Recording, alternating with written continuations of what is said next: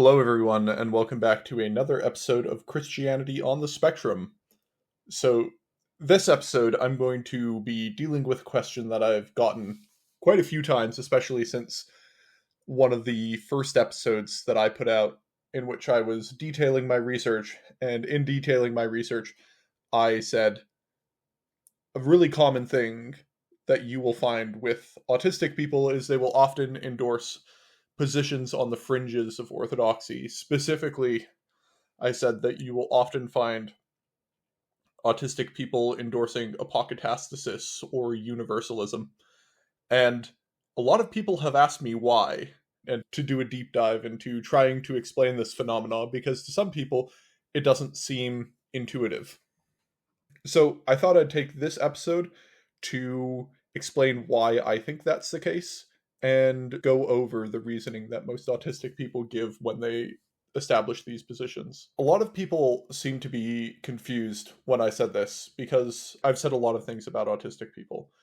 Things like autistic people tend to take theology very seriously. We tend to be quite theologically conservative on many issues. We tend to read things in black and white categories and have fairly literalistic interpretations of the Bible. And we read a lot and we consume a lot of information. We really care about doctrine. We really care about holding to orthodox views. And none of these things seem compatible with universalism to the people asking these questions. Before we start, I'm just going to address this because I know it's probably going to come up, and so just to get in front of it, a lot of people will say, isn't universalism a heresy? And I really think it depends on who you ask and what type of universalism that you are advocating for. Quite frankly, I'm not a theologian. I am a ethnographer of autistic religious and ex-religious people. I am far more a sociology of religions type of guy than a theologian. I'm far more interested in what people believe, not whether or not those things are actually true in an ultimate sense. Is universalism a heresy? I don't know. This is not the podcast where you're going to get a deep dive into it. I've read a lot of books on it. I find it a very interesting idea. I am not going to litigate whether or not it is a position officially condemned by the church. And yeah, we'll go into some of the reasons that autistic people say that. I will say though, the vast majority of autistics who endorse universalism, they do not think it is a heresy. And I think that is an important distinction to make. So these people will typically not consider their position to be heresy. They will say it is heterodox and it is uncommon, but I don't think it is actually heretical. And as a final caveat for this episode, stated in some previous episodes, I hold whatever position you hold. I'm not going to be going into my own personal beliefs, why I believe things or what I believe. I am simply going to try to explain why universalism is so common within the autistic population. The first question, I guess, to answer is, what's the appeal? Why do autistic people want to be universalists? Like, what is it that's drawing them to it? And I talk to a lot of autistic people about this. I've seen a lot of them writing. A lot of them have long form blog posts or Substack posts, or post about it in to some extent in one form or another in long form. And so what I'll be doing here is trying to just synthesize all of that stuff together and present it. Unfortunately, the answer to the question, why do autistic people believe it, requires you to do like psychoanalysis and get in people's minds and judge values, which I can't possibly judge and I can't possibly know. And so this analysis, or this synthesis of analysis that I'm presenting, is me trying to take all the autistic positions that I've heard on this and try to synthesize them into their core and explain what they state their reasons are and why I think they are stating those reasons, either based on things that they've said or things they've implied or context and things like this. Understand, I can't psychoanalyze people. This is speculative to some extent. It is data informed speculation. So I've talked to a lot of autistic Christian Universalists, and yeah, I just want to make that caveat going forward. So the reasons that autistic people give for wanting to be universalists, I mean, the first one is just that it's sort of very appealing. That the idea that a loving God will bring all of his creation towards him and in unity with him is something that I think is just a generally appealing thing. Like, I don't think that is really anything to do with autism. I think if you ask most Christians, they would say the idea of universalism does sound very appealing, or it does sound very nice. But one thing that I hear a lot of autistic, especially late autistic converts, saying that I haven't seen particularly in non-autistic late converts is things like, I didn't convert to Christianity, I converted to Universalist Christianity, meaning that they would have not converted to Christianity if universalism wasn't a thing. Or they will say, this is a direct quote from one of the autistic Christians that I know. They said, I don't find Christianity without universalism particularly beautiful, and I feel kind of alienated that so many people do. Another example of a direct quote was, I was a universalist before I was a Christian.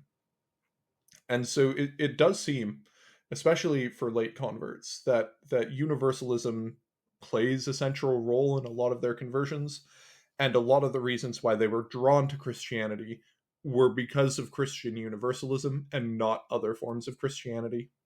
Another really big reason that we'll talk about in a little bit is that the sort of implications for eternal conscious torment, and especially the implications when you think about things like autism, are pretty uncomfortable conclusions to come to that cause a lot of cognitive dissonance, especially when you start thinking of eternal conscious torment and infinity and what infinity actually means, and asking questions about proportionality and things like that. These types of arguments get brought up a lot, but a lot of autistic people seem to really struggle with the idea of an eternal conscious torment, especially the eternal part of that statement.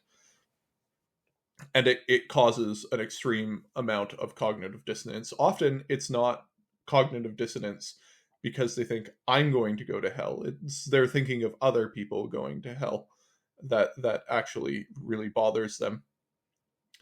If you were to survey Christians and try to do a breakdown of how many of them are universalists and how many of them are not, the easiest thing to do would be a breakdown by denomination. And typically within denominations, if you are not in a conservative denomination, it is very high. So if you are not in a explicitly conservative if you are not explicitly in a conservative denomination that requires you endorse eternal conscious torment, universalist ideas are basically the dominant ones in autistic communities. When you go into more conservative Christian spaces, you will get still quite a bit of it. But it will be in like the 30-ish% instead of like 80%, which is the other. Those aren't hard numbers, by the way. I haven't actually crunched those exact numbers for this episode. That's sort of just, generally speaking, sort of where it will be. I can go deeper into the numbers in a future episode if that is something that you guys are actually interested in, and do a breakdown by denomination. But the point I'm getting across is that it is very common in places where basically, if it is allowable, most autistic people will endorse a view of universalism, even if it's not super popular. If there is any edge case and condition that allows you to endorse it, they often will. So a lot of Catholic autistics, even conservative Catholic autistics, will endorse a view where Catholics are obligated to say there is a heaven and there is a hell, but you are not obligated to say how many people are in heaven and how many people are in hell. And they will often say, I believe there is a hell, I just believe it is empty. and things like that. You'll find like conservative autistic people saying that. The next most common position endorsed is annihilationism, that there will basically just be those who God brings towards himself and those who will be ultimately destroyed and who will not be unified with God in the end. They will simply be snuffed out of existence. And then the least common view is eternal conscious torment. Eternal conscious torment is actually fairly rare to see explicitly endorsed, or if it is explicitly endorsed, it will be explicitly endorsed with a lot of caveats like, I don't like this. I think this is, however, the only reasonable position to take given the data that we have. I don't like that I'm taking it, but that it is just what it is. This is what the data has shown, and this is the position that I feel like I need to endorse. Within the Universalist camp, there are three primary camps. So the most common camp is what I will call hopeful universalism, or you could also call it agnostic Christian universalism. And I want to make it clear, this is Christian universalism. So this is the idea that you believe that universalism is true, but you don't know that that universalism is true. So this would be the position that I hope this is the case, and I believe it will be the case, but I can't show it. So I am technically taking a position of agnosticism or a position of hope. Often they will say, I cannot imagine a God who would do that. It doesn't make sense that he wouldn't be a universalist, but they will often account for a lack of knowledge and a lack of understanding, and how they are finite creatures who in the end cannot understand this, and so they will default to an agnosticism or a hope, but they explicitly don't endorse eternal conscious torment and don't endorse annihilationism in a way that they do endorse a hopeful universalism. And again, it's Christian universalism. So when I say Christian universalism, I mean they explicitly think that all things will be reconciled through Christ. This is not a universalism of, well, every religion's kind of right and we all go to heaven. It's eventually all people will be brought to heaven through Jesus, and it is Jesus that saves and sanctifies and all that. The next most common position within the Universalist camp is certain Christian universalism. So certain Christian universalism is basically saying, I am a Christian because I'm a universalist, or Christianity isn't true if universalism isn't true, or some sort of other very hard endorsement of Christian universalism to say this is obviously the correct interpretation, and every other interpretation is wrong. So this differs from the first position, mostly in the level of certainty and assuredness. And that's basically the biggest difference. The final one is what I call general universalism. So this is universalism that is not specifically Christian. This is a sort of, all religions and all paths lead to heaven type of idea, where the other two are the only path leading to heaven is the path through Jesus, and eventually everyone's going to go down that path. So the general universalism, I will say, is very uncommon and explicitly only endorsed by autistic people who believe they are consciously heretical. So autistic Christians who will call themselves heretical will endorse or will openly acknowledge that they are out of step with most Christians who will endorse that. The vast majority of autistic Christians, as I've already said, do not believe they are out of step with Christianity and believe that they are that universalism is a valid, if not fringe, but still valid Christian position to hold. And so that's sort of self-perception and where their camps fall into. I think it's also important to note that most autistic Christians that I talk to, their understanding of universalism is often what is called purgatorial universalism or purgational universalism. And this is an idea that has been articulated by a few different church fathers throughout Christian history. The one most frequently cited is Gregory. The position is called katastasis, which roughly translates to the final restoration of all things. So it is the idea that eventually God will redeem all of his creation, and that all creation is redeemed through Christ specifically. The reason it is called purgational or purgatorial universalism is because it is very clear under the views articulated by most autistic people that they believe there will still be judgment and punishment that all people will have to go through, and a purgation, or sort of like painful cleansing of the person to reform them into the person that they were meant to be. So this isn't like a get out of sin free card, everyone goes to heaven. This is very much going to suck. You are not going to have fun. This is not going to be a good time going through judgment and purgation. And often they will interpret the imagery of hell used in the Bible to talk about this limited period of purgation. And it's very important to stress they believe it is limited. So the way that they understand this is that eventually all things, like when the end of time comes and Jesus comes back to judge the world, all of us will be saved, but we will all need to go through a period of purgation. And some of us need to go through a lot more purgation than others. Like if you take one of the saints and Adolf Hitler is going to be going through a lot more purgation than everyone else in those cases. Because the person that Adolf Hitler was meant to be is not the person he became. And so there needs to be a huge amount of reforming where God will cleanse you of your evil and form you into the person that he always intended you to become.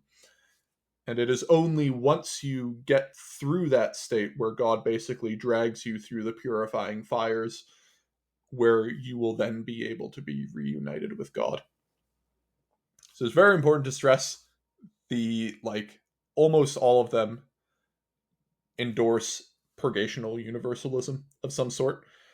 General universalism, the people who endorse this view do not endorse purgatorial or purgational universalism. They are the only exception, but like I said, that's a very rare and uncommon position for the autistic people who hold to universalism. Common books, common literature that autistic people often cite. I mean, the one that is most frequently cited is David Bentley Hart's That All Shall Be Saved. That one gets cited a lot. And then Her Gates Will Never Be Shut, Hope, Hell, and the New Jerusalem by Brad Jersak. There is another one called Destined for Joy, The Gospel of Universal Salvation, that gets cited a lot by Alvin Kimmel. Funnily enough, David Bentley Hart is a contributor to that book, and Brad Jersak wrote the foreword to it. So there's a lot of there's a lot of cross pollination in this field, and generally speaking, you hear a lot of them. There are also a few more books. So A Larger Hope is another one that's cited. I think there are a few volumes. It's sort of like a idea that, or it's a survey of various texts throughout Christian history that point to or talk about Christian universalism.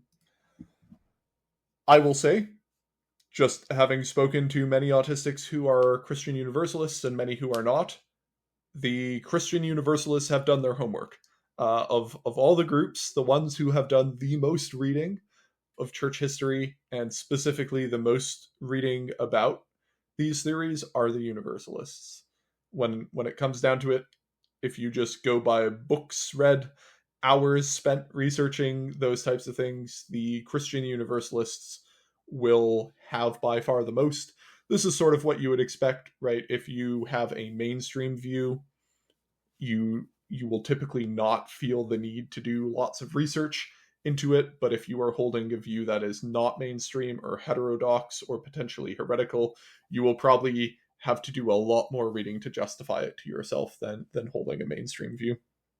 So there are three arguments that are typically put forward by autistic Christians to explain why they hold to some form of Christian universalism. So obviously, I'm going to be flattening distinctions here. I'm not going to be able to talk about all the positions or all the particular nuances because this will be a 1,000-hour long podcast if I have to go through the minutiae of every single stated autistic position. So I'm just going to state the sort of high-level points that keep coming up over and over and over again when I ask people why they hold to a form of universalism. So these arguments fall into three categories. So the first and most common justification is what I will call the moral argument. The second one is the case from hermeneutics. And the third is the case from church tradition. So these are the ones you need to, or these are the ones that you will typically see. Before I get into the argumentation, I need to explain a few things, or I think I need to explain a few things for people who may not talk a lot with a lot of autistic people, or people who perhaps don't have the same level of experience as I do talking to autistic people or understanding autistic people and how they respond to things. So I think I need to cover a bit of that territory for these arguments to make sense. So one really big thing is autistic people tend to think in hard categories with very little wiggle room or gray space. This is often called like black and white thinking or all or nothing thinking. We tend to like to make hard pronunciations and strong delineations between things. Oftentimes we like to think in either this is 100% true or it is not true at all. And within that, you will have other variations of this tendency to think. And I think this plays a very strong role in why so many autistic people are universalists. But counterintuitively, it's not for the reason you might think. I think the reason why so many autistic people are universalists is because I often hear the following type of thought pattern. They'll say, okay, so I'm not a universalist. I endorse a view of eternal conscious torment, that there is a hell and that God sends people to hell. He sends people to hell based on the criteria spelled out in the Bible, which, there are many different ways of interpreting this, but they are things like you belong to the true and universal church and there is no salvation outside of that church. Or you have cognitive assent to belief in God. And like Paul says in Romans, if you confess with your mouth that Jesus is Lord and believe in your heart he was raised from the dead, then you will be saved. It's like you have to believe that. And if you believe that, you will be saved. Great. This is how you get saved. You have to satisfy these specific conditions, and only under those conditions will you be saved. And then they start going, what about exceptions? What about people who commit suicide? Or what about people who have cognitive deficits and can't understand who Jesus was and can't actually conceptualize things? What if you are a child? And things like that. And this autistic black and white way of thinking that you either meet these conditions and go to heaven or don't and go to hell leads to a lot of deep internal feelings of cognitive dissonance, because you go, okay, children, clearly they don't meet these conditions. Yeah, they're going to hell. People with cognitive deficits, they're going to hell. People who have not heard the gospel, also going to hell. And you might be listening to this and you might be thinking, oh, but what about age of accountability? Here's the thing. Age of accountability is not in the Bible. Lots of the caveats aren't actually taken from the Bible. And when you have this very harsh black and white way of thinking, is it in the Bible? No. Okay, they're going to hell. That's how you make these delineations. When you have that process of thinking, a lot of the sort of cognitive dissonance release valves that the church has developed to make you more comfortable with eternal conscious torment simply don't work for autistic people, because they're like, I see no reason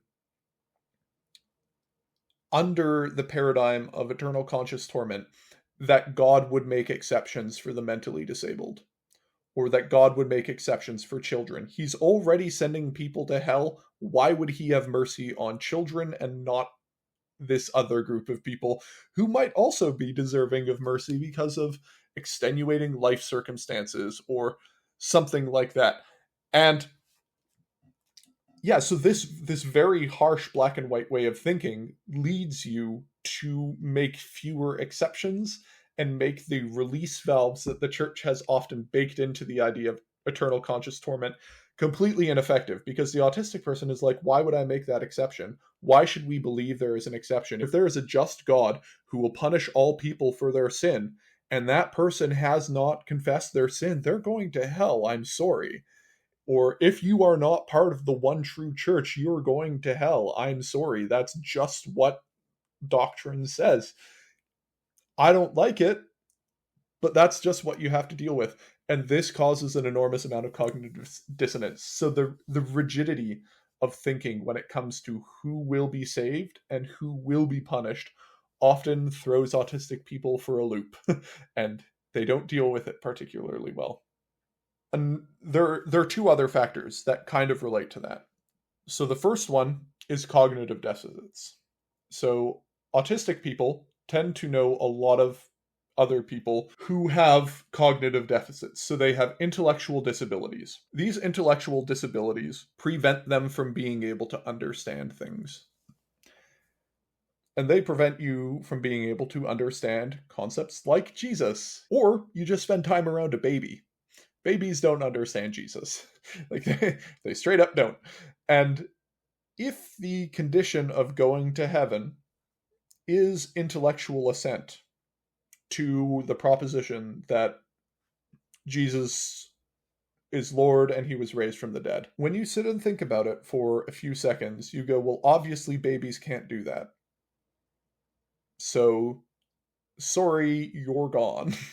Or just knowing people who have developmental disorders, you ask yourself, does this adult or does this child really understand who Jesus actually is?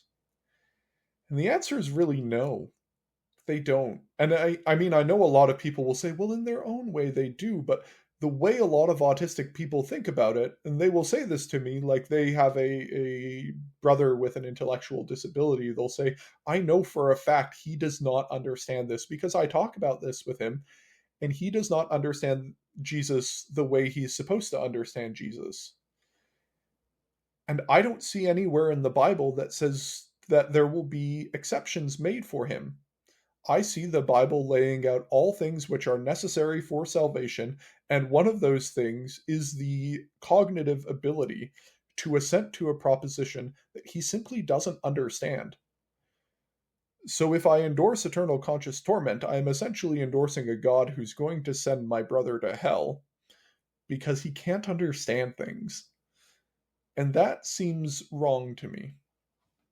A lot of autistic people will also say, like, look, we are supposed to love these people. We are commanded as Christians to love and to care for these vulnerable people or these young children. Why are we expected to do this if God is basically just going to send them to hell in the end anyway? This doesn't make sense. I can't conceptualize that. And there are many ways that Christians deal with this problem. One of them is to basically say God will make exceptions. But again, the black and white thinking, you go, but does he?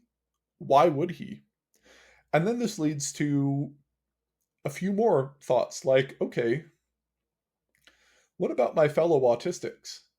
What about other people with ASD1 like me who because of the way that their neurology works and the way that Christianity presents itself. As you know, if you've listened to this podcast, we are significantly less likely to be Christian than our non autistic counterparts for no other reason than we were born with a different hand of cards, and Christianity often isn't prepared to deal with that hand of cards.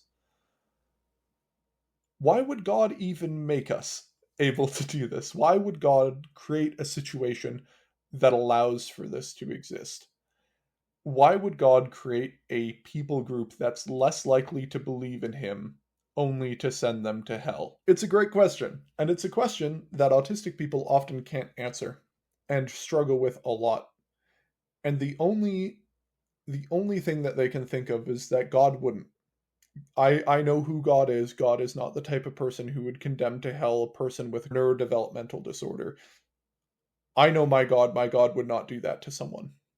And then you think about it for a little more, and you go, okay, but what about a person who has no cognitive disorder, but was abused in the church?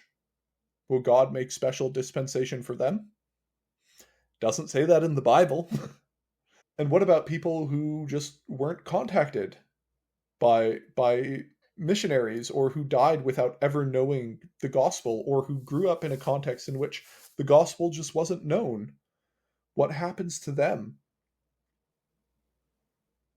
Why is it fair that God would make special dispensation for people like me, but not special dispensation for people who grew up in cultures where Christianity is alien?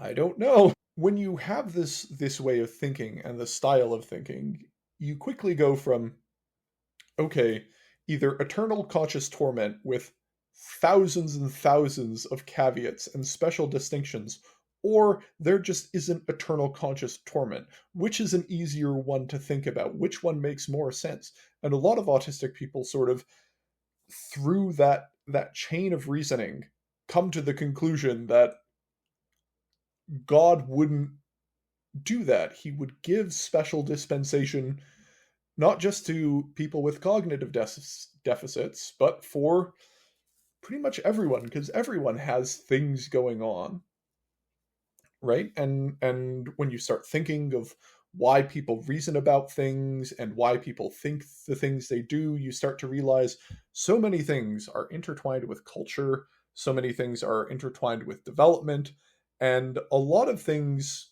the reason that you're Christian isn't because you thought about it really hard and you just knew the right thing and you accepted it. The reason that you're a Christian is because you were raised in a culture that was able to articulate Christianity in a way that you would understand it. And after you have that thought, it gets kind of hard to endorse a God who is now putting you through essentially a theology exam after death to be like, okay, well, how well did you live up to the standard? And another really big factor that plays a lot into this, that a lot of autistic people mention, is the prevalence of suicide in amongst the autistic community. So for those who don't know, suicide is fairly common amongst our people. Taking your own life, self-harm, that suicidal ideation is very common. There is a joke within the autistic community that frequently gets brought up where your doctor asks you, do you have any amount of suicidal ideation? And you say, oh, only the normal amount. And the doctor says the normal amount is none. And you go, what? uh, so yeah, that happens a lot. And as we know, throughout church history, suicide has been thought of as one of those unforgivable sins that will damn you to hell. And when you are personally affected by this, and not just personally affected by it, but you viscerally understand why someone would do it, it brings you to, why wouldn't God have mercy on these people who are clearly desperate, who clearly have mental illness, or something has gone profoundly wrong in their life? Why would God limit his mercy and give it to everyone else but these people who prematurely ended their lives? Very hard question to answer. And because so many autistic people have this sort of visceral experience with these ideas, the idea of eternal conscious torment just feels morally repulsive and unconscionable, because these people that you truly loved, that you truly cared about, who took their own lives, the loving God that you worship, who you call love incarnate, is now damning them to hell because their brain couldn't handle living in the world anymore. Like, are you kidding me? That doesn't make any sense. And this sort of ties in with this concept of fairness. So, if you know autistic people, you will know that a lot of us get obsessed with fairness in ways that don't always make sense, where we get this very clear sense of what is right, what is wrong, what is fair, what is unfair. And especially thinking of fairness in terms of mathematical discrete quantities that you can count and that you can sum, and to basically go, fairness is when things are equal. And a thing that comes up a lot is eternal conscious torment is an infinity. It is an infinite amount of time. There is no possible thing that you can do in your finite life that would ever equal an infinity of eternal conscious torment. It is like the E stands for internal, which is an infinity. And a lot of autistic people sort of balk at the idea of eternal conscious torment because it seems disproportionate. Infinite punishment for finite sin? Why not finite punishment for finite sin? And this is what leads the autistic people after universalism to most strongly condone the idea of annihilationism. And there are just other thoughts about fairness, right? Like why do you only get your conscious life to make that decision? Why wouldn't it be that when God comes again and reveals himself to all of us, that we wouldn't be able to make the choice then as well? Why is it the moment you die, that's when things cut off? And all these things sort of come together and create a lot of cognitive dissonance where you go, this view just doesn't make sense. But a form of universalism, like a purgational view of universalism, would make sense. It would make this make sense. And the responses you typically get from churches is something like, well, God is infinitely just and whatever punishment he decides is the right punishment. And a lot of autistic people get really upset about this. They're like, this is a non-answer. You are not answering the question, or God's ways are higher than our ways. Doesn't really work very well for a lot of autistic people. Another part of the moral argument that autistic people will frequently bring up is to say, okay, I am called to love people unconditionally. I am called to give my life for other people because I am to reflect Christ. When I am called to do these things in a Christian context, I am called to do them because I am supposed to be imitating Christ. So why wouldn't Christ be doing that as well? Like, who amongst us, if given the opportunity to go into hell and pull anyone out, wouldn't ourselves do that? I mean, I know there are people who wouldn't. I know there are people who would say, no, this is justice. This is what God intended. I know many autistic people who would say that.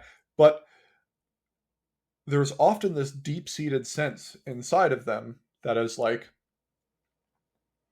whom amongst us, if given the opportunity, would not save a person from hell? And God, being the one who has the power to do this, why would he not do this if I would do this in imitation of him? And it sort of comes into this question of, if God actually loves us, what would you not do for a person you loved? And this is finite human love. This is not the infinite, overwhelming love of God. How would that not trump these senses? Why would he not himself go down into hell and pull us out of there? And these are by far the most common arguments that you hear. This is why they are universalist. It is very strongly moral intuition. This sort of overwhelming feeling, an overwhelming sense of, I cannot conceptualize a God who would not do this. It does not make sense that this wouldn't happen. And if I had to endorse a view of eternal conscious torment, I don't know how I would be able to deal with that, because I'm going to be honest. If eternal conscious torment is true, a lot of kids with cognitive deficits are going to hell. A lot of autistic people who really didn't have much choice anyway are going to hell. A lot of people who I don't think should be going to hell would be going to hell because they were just born into a brain that doesn't allow them to meet the necessary conditions for salvation. Now, I will say, like, I understand there are counter arguments to all these things. I understand what the countervailing positions are. These autistic people also understand what these positions are. I'm just trying to explain what their positions are and why they hold to them, not that these are the right ones. Remember, I hold whatever position you hold. I am simply just trying to explain where this comes from, and this is the sort of reasoning that it comes from.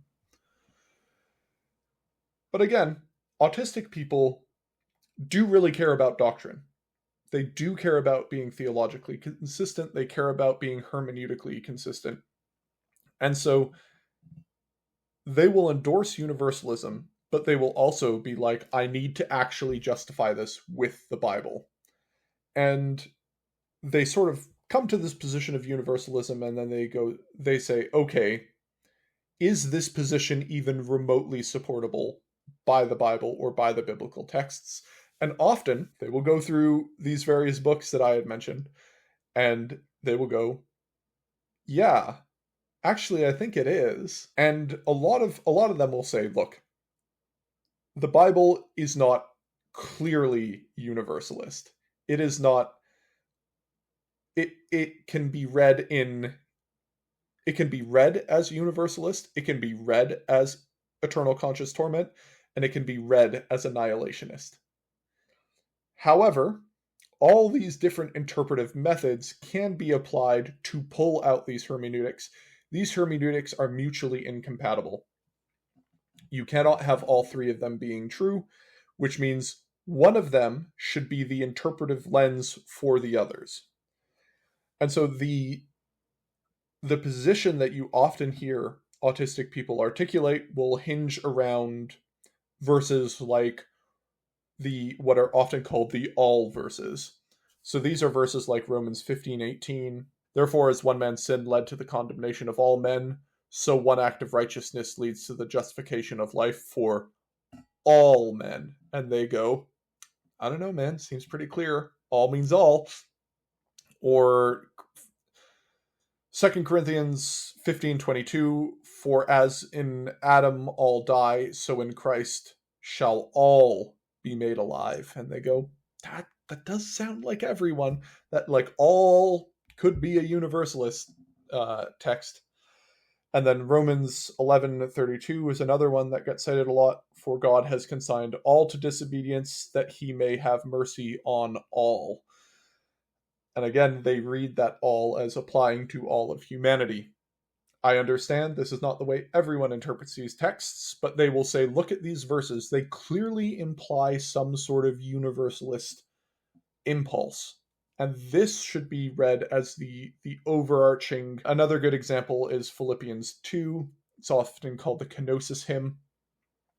When you get to 2 verse 9, it says, therefore God exalted him to the place and gave him the name that is above all names, that at the name of Jesus every knee shall bow, in heaven and earth and under the earth, and every tongue shall confess that Jesus Christ is Lord, to the glory of God the Father. And there you go. Sounds like, in the end, everyone will bow to Jesus, and everyone will acknowledge him as Lord. And so they will meet those sufficient conditions in which they will be saved. And so you ask, well, how do you deal with these other texts that seem to imply eternal conscious torment? And they will say, we need to read those texts in light of these other texts. and we need to read these in a sort of trajectory or use the all text as the hermeneutic lens to interpret the infernalist texts, not the infernalist texts to interpret the universalist texts. This is an argument about how you should prioritize reading things and which lenses you should apply first to reading things. That's what the argument is.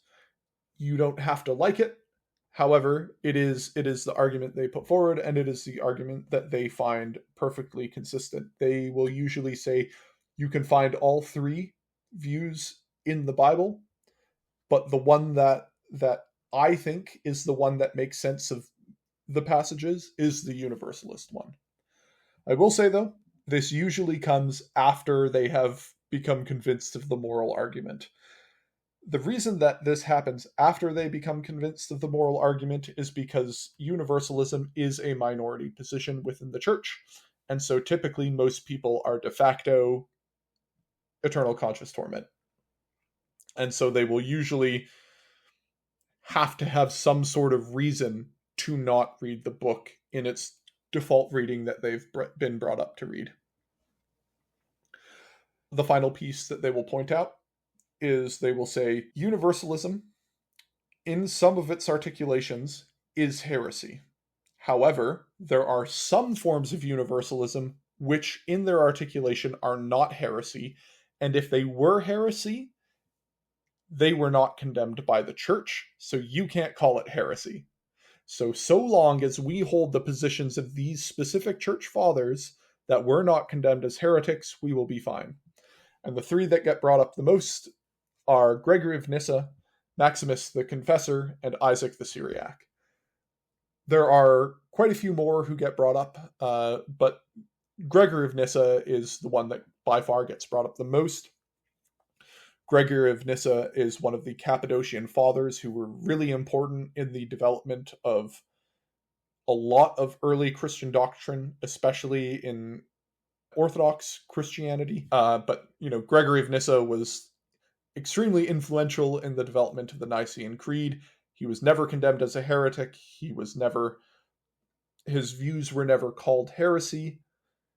And he held to a form of apokatastasis, of ultimate redemption, that eventually, finally, in the end, God will reconcile all creation to him.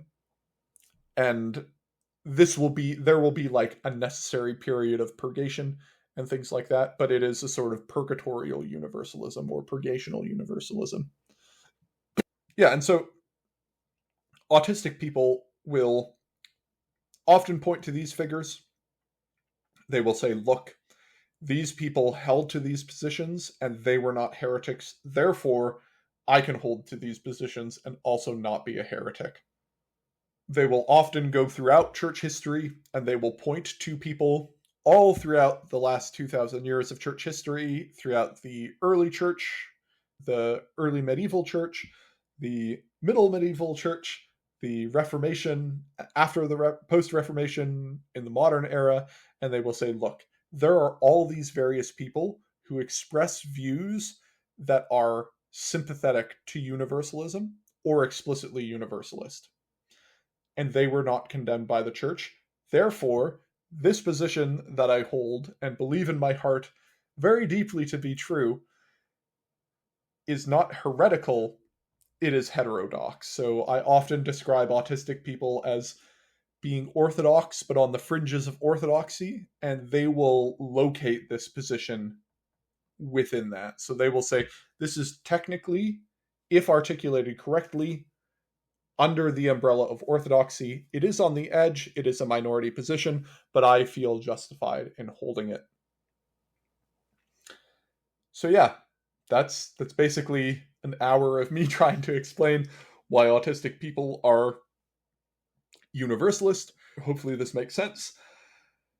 Don't email me telling me that I don't understand that universalism is actually wrong, because I hold whatever position you hold. So if you think universalism is wrong, I agree with you. But if you think it's right, I also agree with you. No, I'm joking. I just I find theological debates about this very tedious.